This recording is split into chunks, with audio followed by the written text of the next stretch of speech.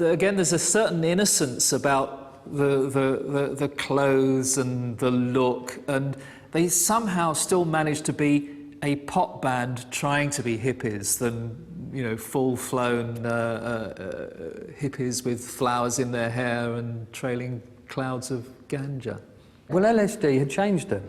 LSD had made them get into sounds, and, you know, if you read the interviews around that time, you know, in Disc and Echo, you know, you'll have Steve Merrick going, yeah, we were at this airport the other day and we all started playing on glasses, you know, some of the waters are full in one glass and not so full in the other, and yeah, we think we might put that on our next album.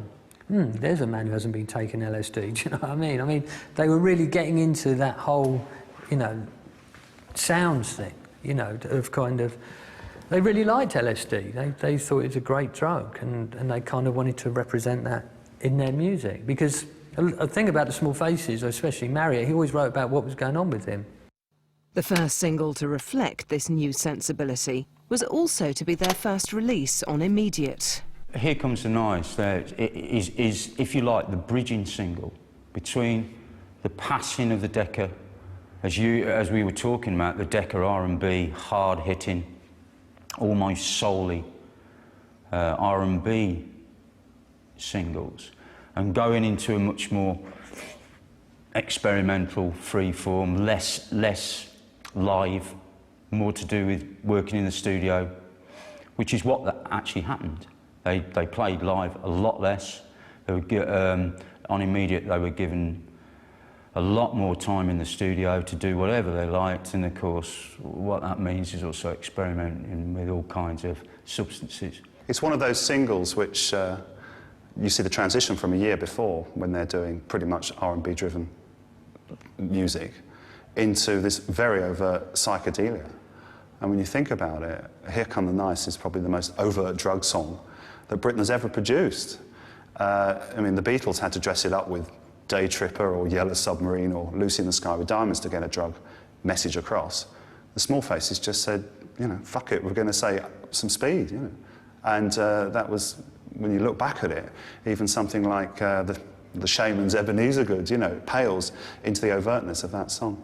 Well, I mean, Here Comes the Nice was a cod on Lord Buckley's Naz. Here comes, you know, the Naz, the Nazarene, and also Steve's favourite word for being stoned, nice, and it was also about the dealer, of course. I mean, I come back to that thing. It was amazing. He got away with a lot of it, because, I mean, everybody that I knew in that period of time, even in that quite naive period of the early 60s, knew that he was talking about drugs and taking drugs and drug experiences. Somehow, in interviews, he would get away with saying, well, I'm just talking about having a good time or something. Going, oh yeah, you know? He makes me feel like no one else could.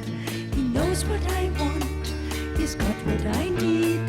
He's always there if I need some speed. Here comes the night. Here Comes the Nice really displays that, where it comes in, and his vocals are very very poppy, very nice, and it uses the word nice. Here comes the nice. But then you start realising, man, this is about drugs. It's very explicit. It is about drugs, and they got away with it. And then you listen to his intonation of his voice as you go through the verses, and he's getting nastier and nastier.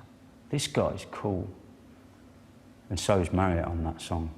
Because what you have to understand is that the Small Faces now wanted to be taken seriously. What they were doing was just as inventive as any other group, I would contend.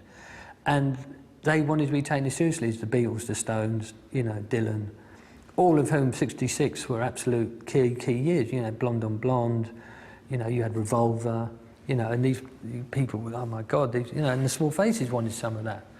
But because they had this kind of irresistible humour going on, they weren't being taken seriously. So when they put out a record like Here Comes the Nice, he's always there when I need some speed, nobody kind of caught on to it.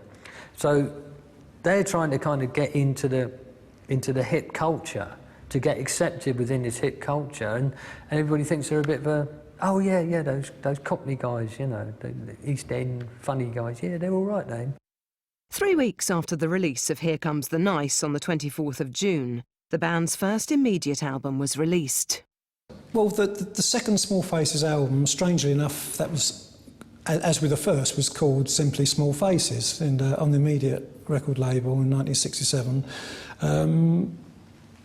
Many fans consider that to be their finest work, even though Ogden's was the big one, the one that was #1 for weeks on end. You know, many fans regard the first Immediate album to be perhaps even stronger. I think it's fantastic, that song, that album. It's about 30 minutes long and it feels like 80. It's so full of ideas and arranged from the way it's arranged and this amazing sort of mix where they're putting together East End humour with American R&B music and it fitting, somehow it all fitting together with kind of very, you know, using different instruments, different elements, you know. I think that's their masterwork. The biggest change with the first Immediate album, as opposed to the first Decca album, and also the early singles, was the fact that Ronnie was much more prolific now with his writing, and also Ronnie features on pretty much 50% of lead vocals on that album as well. You know, so it was certainly the coming of age of Ronnie Lane.